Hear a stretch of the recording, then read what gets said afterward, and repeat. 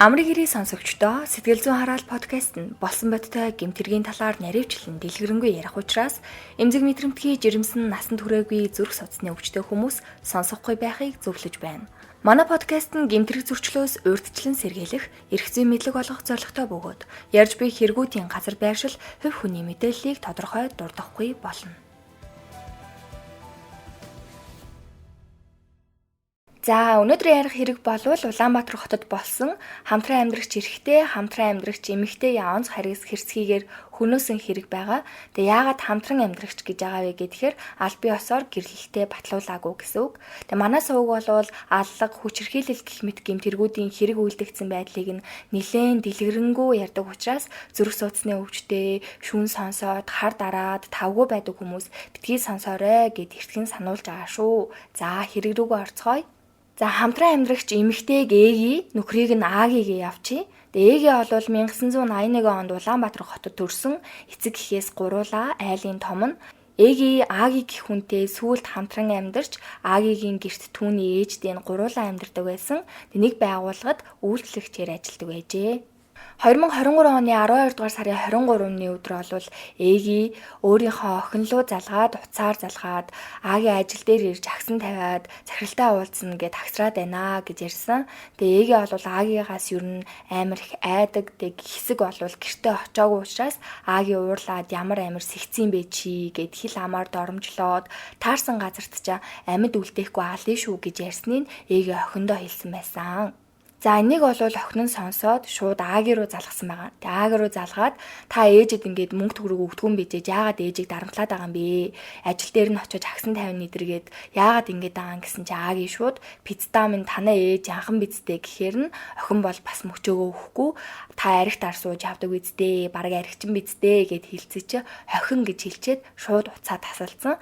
Тэгээ Эгигийн охин бол буцаагаад Аги руу зөндөө олоодаа залгсан ч гэсэн уцаа ерөөсөө аваагүй. За тэгээд хараалын үг хэлж байгаа дуучлаарай. Манайхаа энэ нэг гэрч болон хохирогчийн мэдүүлгүүдээс авж байгаа учраас яг хэлсэн үгээр нь явж байгаа шүү. Би өөрөө ингээд шууд хэлчихийгээд хэлээг байгаа шүү. Уучлаарай, ойлгоорой. За тэр өдрийн оройгон болвол тэгээд ээж рүүгээ охин залгаад ярахад Аги гэдэг хүн гэртээ ирээгүй гэж хэлсэн. Ингээд 2023 оны 12 дугаар сарын 24 буюу нэг өдрийн дараа өглөө охин нь ээж рүүгээ залгаад хаана байгаа юм бэ гэхэд ээж нь бол найзандаа онсон. Хойшоо Агиг нь точихон бол цохид зодно гэдээсэн гэж хэлснээс хойш ээжтэйгээ огт холбогдоогүй юм байна лээ. Нэг өдрийн дараа буюу 2023 оны 12 дугаар сарын 25-ны өдөр охин ээж рүүгээ залгахад утас нь огт холбогдохгүй байсан. Тэгээ Аги руу мөн адил залгахад утас нь бас холбогдохгүй байсан. Тэгээ тэр өдрийн оройн охин руу цагдаагийн байгууллагаас холбогдож ээж чинь нас барсан байдалтай олдсон гэдгийг хэлсэн байна. Тэгээ ер нь бол Эги Аги хоёр хамт арх уучдаг. Тэгээ Аги арх уухаар амар тогшин аашаа бэртэй болоод Эгиг маш олон удаа зохиж зодож байсан, шүүхээр орж баривчилгаанд явж байсан, гэр бүлийн хүчирхийлэл үйлддэг. Эгиг бол маш их харддаг, найз нөхдүүдтэй нь уулзуулдаггүй, согтуу ирэхээр Эгиг бас уруу татаж арх уулгаад байдаг байсан юм байна.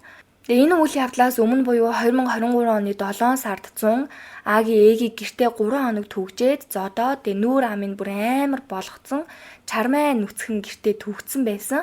Тэгээ тэр үед бол охин нь ээж рүүгээ залгаад уцаа авахгүй байхаар нь цагдаа дуудаад гэрт нь хамт очиход тийм байдалтай байжээ. Тэгээ тэр зам бол Аги шалгагдаад цагдаад баривчлагдаад явсан юм байлээ. Тэгээ ер нь бол Аги байнга Эгийг зоддог, цогтдог. Тэгээ зодохдоо байнга нүүр ам царай руу цохид зоддог, дэвсдэг, өшгөлдөг гэх мэтчлэн маш их зоддог талаар Эgiгийн охин бол мэдүүлэг өгсөн байсан. За тэгэхээр Эги гэдэг хүн яагаад өнгөрч бөө, яагаад нас барч ба, энэ хэрэг яг яаж эхэлсэн талаар та бүхэнд гэрчүүдийн мэдүүлгээс үндэслэн товчхон яриад өгье. 2023 оны 12 дугаар сарын 24-ний өдөр Эгийн нэг эрэгтэй найзтайгаа найзынхаа хүүхдтэй хамт айлд очичоод гараад такси бариад дэлгүүр орж 0.75 литрийн хар арх аваад 15 цагийн үед Оги гэдэг найзынхаа гэрт очиод авчирсан архиа уучаад Оги согтоод хүүтэйгээ том өрөөнд ороод унтаад өгчээ. Тэгээ яг ямар айлд очисон, яах гэж очичоод Оги гэдэг найзындаа очисон талаар бол тодорхой мэдээлэл дуртаагүй байсан. Тэгээ энэ үед бол Эгийн гал тогооны өрөөнд орон дээр унтцсан. Орой бүрэнхий олж байхад 18 цагийн үед Огигийн найз Аги бас нэг найз нь гэд гуруулаад тэдний цогтөө орж ирсэн. Тэгээ гэрт нь орж ирснээ шууд буудан дээр сууж исэн Эгийг Аги бол өстөж босгож ирээд нүүрээр нь шалан дээр унгаад гараараа толгой руу нь хид удаа зохиод зодсон. Тэгээ Аги Эгид чи намайг хичнээн удаа хуурах гэсэн юм гэж хэлээд толгой тарих руу нь маш олон удаа зогсон. Тэгээд ч болоогүй чи юм уу банзал намайг яаж дормжлох гээд байгаа юм бэ гэд бүр улайраад амар зодоод эхлэхээр нь Оги чи одоо хүн алах гээд байгаа юм уу? Энэ нэг солиотой юм аваад яваач гэд тэгсэж Аги ихнэрээ үснээс нь чирээд гарсан байгаа юм Огигийнхаас. За тэгээд энэ үйл явдал болохоос өмнө Аги гээд байгаа залуу яг хаана байсан гэхээр 2023 оны 12 сарын 24-ний өдөр хоёр өсчин найз 16 цагийн орчимд Агитай таарсан юм байна. Тэгээ Агитай бол тэр хоёр өсчин найз нэх амар сайн найзууд биш, мэндийн зөрүүтэй байдаг. Тэгээ ах уу тэр гурав нийлээд жоохон ууц сууж исэн чинь Аги уцаар Эгитэй яриад манай ихнэр найзандаа байгаа юм байна. Гурлаа хамт очие гээд очоод шууд нүүр нүдгүй яахан гिचээ жингэр гэж хараагаал зодоод авсан юм илээ. Тэгээ ер нь бол харсан гэрчүүд маш олон байгаа. За 2023 оны 12 сарын 25-ны өдрийн өглөө 5 цаг 40 минутын үед үүрээр. За 12 сарын 25 гэхээр бүр нэлээд хүүтэрсэн, юс эхэлсэн амар хүүтэн байгаа. Тэгээ тэр хавтадаг нэг айлаас эхнэр нөхөр хоёр ажилдаа явах гэж гараад хашааны бууланд нэг хар юм харагдахаар нь жижиг гар чийдэн тусгаж үтсэ чинь дээгүүрээ нэг юм нөмөрцөн доошоо харсан шинжтэй гуталтайгаа хүн хитж яхаар цагдаагийн байгууллага нь түргэн тусламж дуудсан. За тэгээд Агийн ихнэрээ тэгэхээр хардаж зодоод алдсан гэсэн үг байгаад. Тэгээ наривчлбал гэмтрэг үйлдсэн Агийн согтруулах хундааны зүйл хэрэгэлсэн үедээ буюу 2023 оны 12 дугаар сарын 24-ний өдрийн 19 цагийн орчимд гэр бүлийн хамаарал бүхий харилцаатай хамтран амьдрагч Эгийг хардталтын улмаас маргалдаж хүнд зэргийн согтолттой бие хамгаалж чадахгүй болохыг нь мэдсээр байж ээж цохиж өшөглөх зэргээр зодож бидээ өмссөн гадуур хувцгүй байх үед нь үснээс нь чирж гарган гудамжинд ам хохирогчийг дахин зодож бидэнд хүзүүний баруун зүүн хэсгийн зулгаралт, баруун хажуу хэсгийн булчингийн цус хуралт, ховч ясны их биеийн хугарал, булчин зөөлөн эдийн цус хуралт, ясны хугарал, зүүн баруун маш олон хавирганы хугарал, нүүр их бие мөчтийн зулгаралт, хоёр чамархайн булчингийн цус хуралт гэх мэтчлэн бүр маш олон гэмтээсэн байсан. Тэгээд амь насанд нь аюултай олон тооны шарах гэмтэл учруулж гэр бүлийн хүчирхийлэл үйлдэж онц харгас хэрцгий аргаар амь насыг нь хохирон хүнийг алсан байна гэж үтсэн байсан. За тэгээ гэмтрэг үйлцэн этгээд нь бол өмнө нь 2002 оноос хойш гэхээр одоогоос бараг 22 жилийн өмнөөс гэсэн үг шүү дээ. Бусдын эд хөрөнгийг давтан бүлэглэн хулгайлах, хүний эрүүл мэндэд хөнгөн хочрол санаатай учруулах, хөрөнгө завшрах, зорилох гэмтэргүүдийг давтан маш олон удаа үйлдэж нийтдээ 12 жилийн ял авч ирсэн юм байлээ. Тэгээ шүүхийн шинжилгээний ерөнхий газрын шинжээчийн дүгнэлтэд бол талигач нь багалзуур талтын улмаас механикаар амьсгал бүтэн нас барсан. Тэгээд цогцост нь үзлэг хийсэн 23 оны 12 сарын 26-ны өдрийн 8 цагийн тэмдэглэлд бол нас бараад 24 цагаас дээш болсон гэж бичсэн байсан. Тэгээд талигаачийн цогцост шинжилгээгээр бол түрүүний та бүхэнд хэлсэн маш олон тооны зулгаралт, шарах, сорив маш олон зүйл байсан. Тэгээ энэ нь бол механизмаар нэдрэгдэх, үргдэг, шүргэлцэх тийм механизмаар үүснэ. Дээрх гэмтлүүд нь бол гэмтлийн маш хүнд зэрэгт хамаардаг. Тэгээ талигаачийн цогцост бол шинжилгээ хийхэд талигач ходоодны архаг өрөвсөлтэй, бөөрийн дээд булчирхай архаг өрөвсөлтэй, умайн лимон болон умайн үзүүний архаг өрөвсөл өвчин тогтоогдсон. Гэхдээ энэ өвчнүүд нь бол үхлийн шалтгаанд ямар ч нөлөөгүй. За тэгээд талигаачд бол ер нь яаралтай эмнэлгийн тусламж, түргэн тусламж үзүүлсэн байсан ч гэсэн амь насыг намрах ямар ч боломжгүй гэх дүгнэлт гарсан юм байна. Тэгэхээр бүр юу гэсэн үг юм бэ? Яаралтайгаар түргэн тусламж үзүүлсэн байсан ч гэсэн амь насыг намрах боломжгүй гэхээр бүр үнэхээр амар зодсон байгаа хгүй. Тэгээ өвлийн хүүтэнд гадаа алчаад гадаа орхио явцсан байгаа. Тэгээ талигач бол нэлээд ууцсан байсан. Гэмтрэгт толбогдсон этгээд бол хоёр нэг хүнтэй уусан гэдэгжсэн тэр хоёр хүнтэйгээ уухтаа бол уусан байсан ч гэсэн өөрийгөө авч явах чадвартай байсан юм лээ. Нэг амар цогтолтын зэрэг байгаагүй.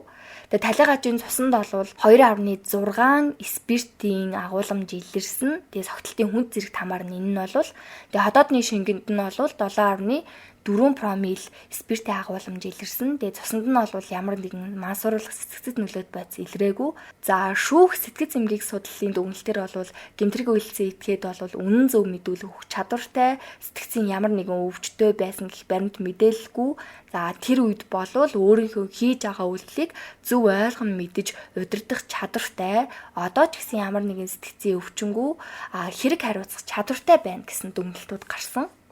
За шүүгээс болвол эрүүгийн хуулийн тусгай ангид зааснаар онц харгас хэрцгийгээр гэр бүлийн хүчирхийлэл үйлдэж хүнийг алсан, хүний эрүүл мэндэд хөнгөн хохирол санаатай учруулах гэмтрэг тус үйлсэн гин буруутай тооцож эрүүгийн хуулийн хууль ёсны шударга ёсны гин буруугийн зарчмуудыг баримтлан эрүүгийн хариуцлага хүлээлгэх нь хуульзан үндэслэлтэй байна гэж шүүх бүрэлдэхүүн дүгнсэн болвол нийт одоо амь насны хохирсон хохирогчийн хууль ёсны төлөөлөгч болох охинд нь олвол нийтдээ оршуулгын зардал 4 сая гаруй төгрөг. За сэтгцэд учирсан хохирол 82 сая 500 мянган төгрөгийг нэхэмжилсэн. Тэгээ одоогоор болвол тэр үед гэсэн үг шүү дээ 23 онд болвол ерөөсөө гэмтэргүүлсэн этгээд нь болвол энэ нэхэмжилсэн төлбөрөөс нэг ч төгрөг төлж барагдуулаагүй байгаа. Гэмтрэг үйлцэн этгээдэд болвол 18 жил 3 сарын хугацаагаар хорих ял дээр нэмж нэгтгэн нийт биечлэн эдлэх ялыг 19 жил 3 сарын хугацаагаар тогтоогоод оногдуулсан хорих ялыг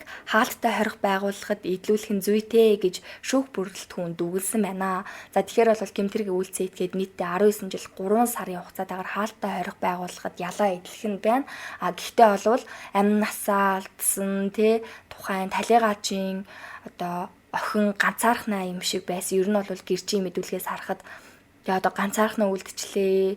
Тэгээд ээж нь бол сүүлд тэр хүнтэй гэрэлсэн ч гэж ер нь бол хамт амьдардаг байсан.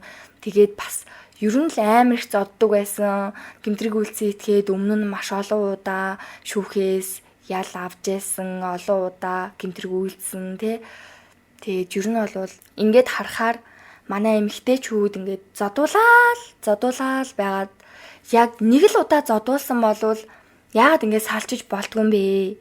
Яагаад ингэж өөрийгөө хайрладаг юм бэ? Яагаад тэр хүндээ хайртай, тэр хүн чинь сайн хүн. Зарим хүмүүс бол бүр ингэж зүгээр л тэр хүн сайн хүн хаяал намайг зодчдаг. Гэхдээ тэр хүн үнэхээр надад хайртай. Хаяал надад ингэ гар хүрчдэг. Тэр хүн гэхдээ надад хайртай. Хаяал ингээл ийм болчдөг. Гэхдээ бурууга хүлээд штэ ахиж ингэхгүй хаа гэсэн тийм юмнууд бол бас нэлээд байдаг. Гэр бүлийн хүчирхийлэлд одоо өртсөн ихэнх хувь нь бол эмэгтэйчүүд байдаг штэ. Тэгээ гэр бүлийн хүчирхийлэлд өртсөн эмэгтэйчүүд өөрсдөө бас ингээд зарим нь бол сэтгцийн хувьд ямар нэгэн асуудалтай болцсон байдаг гэсэн тийм судалгаанууд хүртэл байдаг. Тэр манайхан охтуудаа өөрсдөө хайрлаарай, эмэгтэйчүүдээ өөрсдөө хайрлаарай. Нэрээ муу амьдрахыг бол ганцаараа ч чадна. Яагаад ингээд сайхан бай, хамтдаа гоё аяв, болгоё бүтээе гэж тэгж байгаа ингээд амьдралаа эхлүүлчихэд эцээцт ингээд бүр амь насаа алдах дээрээ тулж үнэхээр нэрийг хэлэх үг олдохгүй байна. Амар харамсалтай байна. Тэгээд охин нь ч гэсэн одоо ингээд ганцаараа үлдчихлээ. Үнэхээр харамсалтай. Тэгээд энэ 86 сая төгрөгийг нь хэмжлээд ээжигээ буцааж авахгүй. Тэгээд яг үндэ энэ 86 сая төгрөгийг яг үндэ энэ 86 сая төгрөгийг өгөх үгүй юу гэдэг нь бас их асуудалтай. Тэгээд үнэхээр их харамсалтай байна. Тэгээд эцээц ер нь бол охтуудаа эмэгтэйчүүдээ өөрсдөө хайрлаарай. Эцээцтэд чи өөрийгөө л хайрлахгүй бол өөр хин ч чамайг хайрлахгүй стэл гэж хэлээ да. Тэгээд сүулт нь мэдээж сэтгэл зүгээ